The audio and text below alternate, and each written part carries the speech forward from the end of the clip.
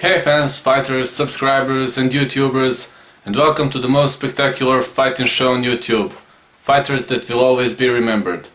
This show includes documentary stories of famous boxers, UFC fighters and K1 fighters that left an undeletable trail in their sport and should always remain known and famous for their achievements. Please follow episodes, send your propositions to my Facebook, and make sure that your fighter gets the next story. Hello and welcome to one more episode of Fighters That Will Always Be Remembered. We have a special guest tonight. Guest, please introduce yourself to our fans. Hello again, thank you very much for inviting me for this interview. Of course I would accept it because, I like every single Japanese fighter, so I really wonder who are we going to be talking about this time. And of course, for all of you who are watching the first time, my name is OCG. I have my own channel, which will be in the description of this video. So after you're done watching this interview, please make sure to check out my own content on my channel and enjoy. And now, actually, got to say, today we're talking about Takanori Gomi, one of the best Japanese fighters of all times in the world of MMA and also in the world of Pride, UFC. The real legend. Takanori Gomi was born on September 22nd, 1978. Japanese professional martial artist. He has an international fame in Japan-based organization Pride Fighting Championships. Later he was competing in UFC, which is for a Japanese fighter a huge success and a huge step up. To went from Pride to UFC, to rule everywhere, to be the champ of Shuto, of Pride. This is the biggest recognition that a Japanese guy can get. Actually, let's talk now about Takanori Gomi. Oh, Takanori. Well, he's a boxer and wrestler, and he doesn't have any Japanese martial art as a base, so I can say he's okay because after all he's from our favorite country.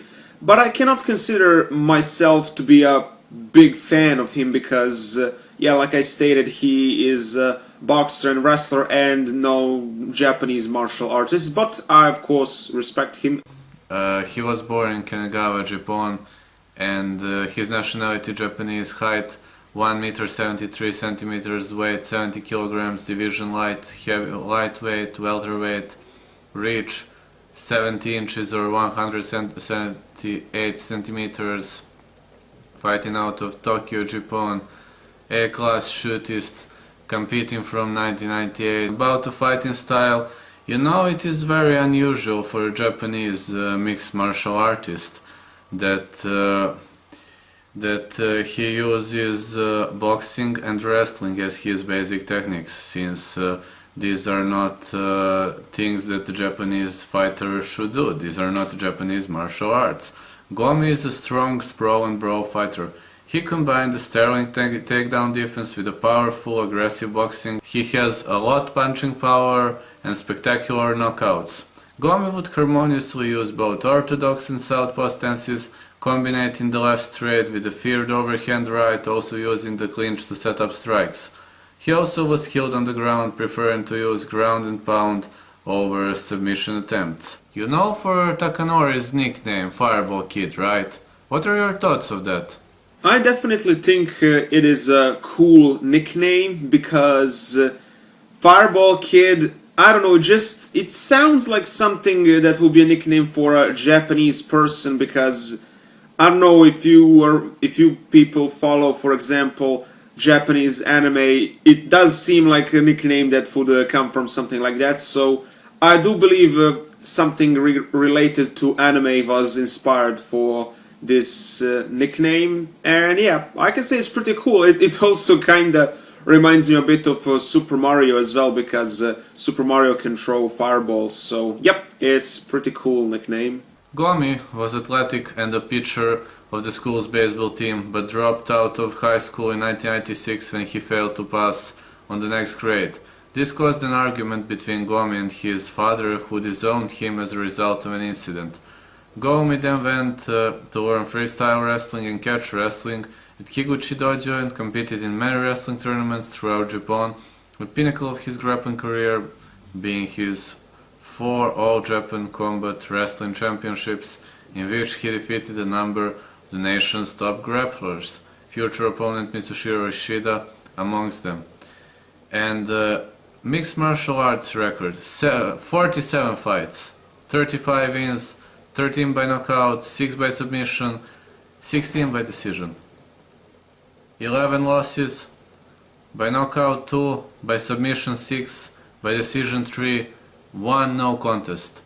OCG, what are your thoughts of Takanori's impressive score? Same like with Yushin Okami. This is definitely a guy why so many people love this sport so much. At least they know what they're paying for and they know what to expect to see.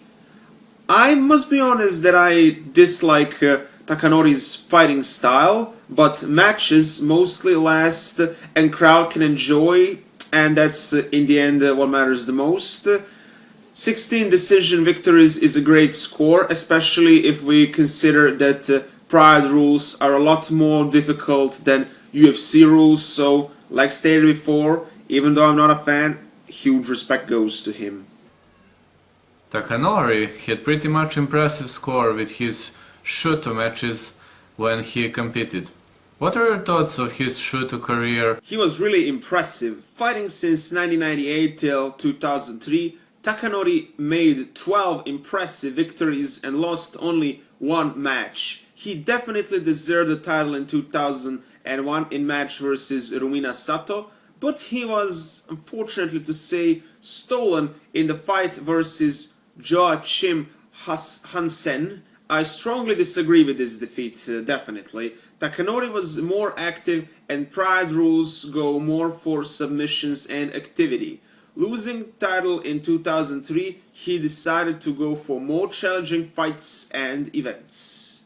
Thanks a lot, OCG. Gotta say, I agree with you. Actually, about his submissions, according to all of his fights, I'll just say a few details. I'll just mention his first fight versus Hiroshi Tsuruja. An anonymous decision happened on November 27, 1998 in Tokyo, Japan. And Takanori Gomi had a streak of 14 fights without loss. And according to me, just according to me, you don't have to follow that up, the best submission Takanori ever did was versus Nick Ertel. Takanori won the Shota World Lightweight Championship versus Rumina Sato, an anonymous decision, December 16, 2001, and he was defended it versus Dokonjunsuke Mishima on December 14, 2002. First loss happened versus Joachim Hansen, and he lost the Shooter World Lightweight Championship on August 10, 2003. Later his fight with BJ Penn. I mean, he gave a strong resistance to BJ Penn, I gotta say. He held on 2 rounds, he was submitted in the 3rd round.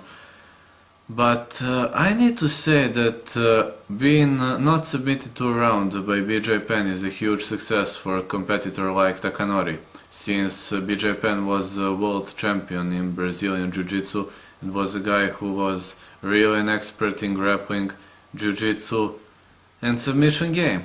And this was despite they were fighting in Honolulu, Hawaii, BJ Penn's hometown. I got to say it was a good match for Takanori. He lost via decision, if I remember well, via rear naked choke, but this was a good match. Victory versus Jadison Costa TKO punches, and the fastest victory ever versus Ralph Gracie. OCG, what do you think of his fight versus Ralph Gracie? Fastest KO ever in Pride FC history. Those knees really landed. Takanori crushed him in a split of second. Yeah, I agree. Very fast knockout. Yeah, it was, as much as I remember too, the fastest knockout of Pride Fighting Championship. Later, 2 victories versus Fabio Melo, TKO punches, and versus Charles Bennett, technical submission, Kimura. Well, this Kimura came as a bit surprise since Takanori Gomi is not a submission guy. OCG, what are your thoughts of fights versus Jens Pulver and Luis Azevedo? Pulver was in the best shape of his life, so this knockout punch came as a big surprise as well. Takanori was in winning a streak, so I was not that much impressed. Punch landed heavily, defeating one of the best fighters ever. About Azevedo knockout, it was impressive, but I disagree that it was a knockout of the year. Actually, I prefer more attractive knockouts when you use legs, spinning back fist, or a Superman punch. As much as I remember, nothing of that was used in this fight. I agree definitely. I mean, Luis Azevedo is a good opponent, I can't say, but he was able to defeat him two times. Once via KO or TKO punches, I can't remember well, and later via an anonymous decision. Jan Silva was also beaten via an anonymous decision. Tatsuya Kawajiri, it was Pride 2005 Lightweight Grand Prix quarterfinals via rear naked choke. Luis Azevedo was also defeated in the semi-final and final fight versus Hayato Sakurai. And versus Hayato Sakurai in the first round, 3 minutes 56 seconds, Saitama Jippon, Takanori Gomi won the Pride Lightweight Championship Pride 2005 Lightweight Grand Prix final. And this was the moment when I said that Takanori Gomi can really have a really strong potential. He was on the top of his career. OCG later came a double match versus Marcus Aurelius. It was first non-title bout and later a title bout where Takanori Gomi defended the lightweight championship. So, what are your thoughts of his matches versus Marco Aurelio? Aurelio's jiu-jitsu was simply impressive in the first match. Arm triangle choke came as expected, but in the second fight, Takanori survived the fight without being submitted. Fight was in Japan, so maybe judges damaged Aurelio a little bit since both fighters were very active in all rounds. Split decision was maybe the best option. Oh, thank you, OCG. And later victory over David Baron, submission, rear naked choke, and I got to ask you, I mean, I just guessed, but I got to ask you, do you have a favorite KO or TKO of the fighter Takanori Gomi? Definitely. It's the one versus Mitsuhiro Ishida. Those soccer kicks are definitely the thing why I love to watch Pride fights so much. Foot stomps too. Soccer kicks demolished Ishida in the first minute. Short but very interesting it was very interesting match to watch. It was really fast and attractive. Takanori Gomi started losing since year 2008 when he came on a big scene. I mean, you know that he won Duan Ludwig, Taehyung Bang, but later, after Sergey Golyaev, you know that his black days came, as much as I can say. So, what are your comments of his losing days? Well, Takanori was always bad with submissions. His wrestling cannot always be better against jiu-jitsu specialists. Kitaoka's Achilles look, for example, is a submission that is extremely rarely seen, and the reason why Takanori lost the Seigoku championship as well. That submission was very attractive. Losses of Kenny Florian and Clay Guida were not that much attractive, but those were good rear naked choke and guillotine. Victory is victory, who cares? But Nate Diaz showed him what true armbar is, and that the reason why Takanori could never get to the top. He was never worked enough on his submission defense, and he has never thought to change that. His brightest spot from this period is definitely a knockout versus Tyson Griffin, which is later pronounced for a knockout of the year. Again, I strongly disagree since I like more attractive knockouts. I think Kiyotaka's Achilles look should have been the submission of the year. Thank you. Yeah, after Nate Diaz, he had a few, let's say, two victories versus Eiji Mitsuoka TKO punches. It was UFC 144. Maybe UFC was not pretty much for Takanori, you know. Maybe he got used to Pride Fighting Championship. Maybe exchange of the rules made the damage. However, we came to one of the wonderful fights versus Mac Danzig. So, what are your thoughts about this fight? As much as I remember, this fight was pronounced for the fight of the night. Tickets were definitely sold for extremely good and interesting match. Both fighters definitely gave their best. Despite I think Macau was not the best choice for the fight of that type, it is always good to promote UFC in all parts of the world, and those two did an amazing job.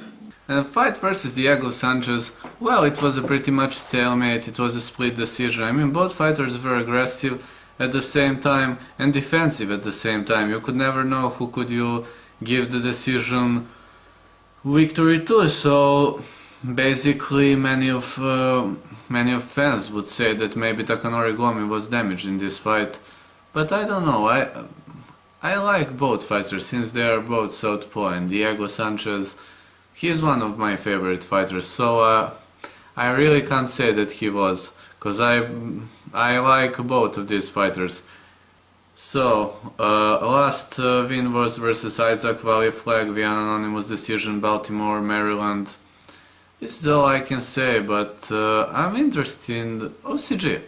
What would you like to say about the last two matches that Takanori Gomi had? Takanori is definitely dropping, and his form is not on its place. He has never received two TKO victories in a row in his whole career, both times defeated with punches on the ground. I think he has got a lot of work in front of himself, and I highly doubt that he will ever be a champ again. His golden age has probably passed. I mean, he's 37 years old now. Fight versus Isaac Wally Flag was also pronounced for the fight of the night, but I strongly disagree. I highly doubt that he will ever again be a champ, especially in the UFC. I mean, that's just how the things look when you look at it from this perspective. Yeah, in submission grappling he also had a good record, 4-6. So Takanori Gomi is definitely one of my favorite fighters. He is a guy that has so many recognitions. I mean, he was Pride Lightweight Championship, won once, Pride 2005 Lightweight Grand Prix winner, most successful title defenses in the lightweight division, most consecutive title defenses in the lightweight division, only Pride World Lightweight Champion in Pride Fight Championship history, only Pride Grand Prix winner in Pride FC Lightweight Division history, one of only 4 fighters to win both at Pride and Grand Prix, highest winning streak in Pride Fighting Championship history 10, fastest knockout, fight of the year versus Tatsuya Kawajiri, fight of the night 2 times, Mac Dancing, Isaac Valley Flag, knockout of the night, one of only Pride World Champions to compete in the UFC, one of only 6 Pride Grand Prix champions to compete in the UFC, Shooter Lightweight Championship, OG Pom Combat Wrestling Champion 4 times. I mean, he has so many wonderful recognitions. And OCG, despite he is 37 years old, I think his time is just about to come. And OCG, thanks a lot for being our guest, and thanks a lot for talking about Takanori Gomi. I am very happy that you decided to be a guest in this show, and I hope Takanori Gomi will at least have one chance to fight for the UFC a light heavyweight or UFC welterweight title. Thanks for watching and see you all next time. Don't forget to follow us on Facebook, Twitter and subscribe us on YouTube. Send us your propositions to make sure to see your favorite fighter in this show. Thanks and see you all in the next episode.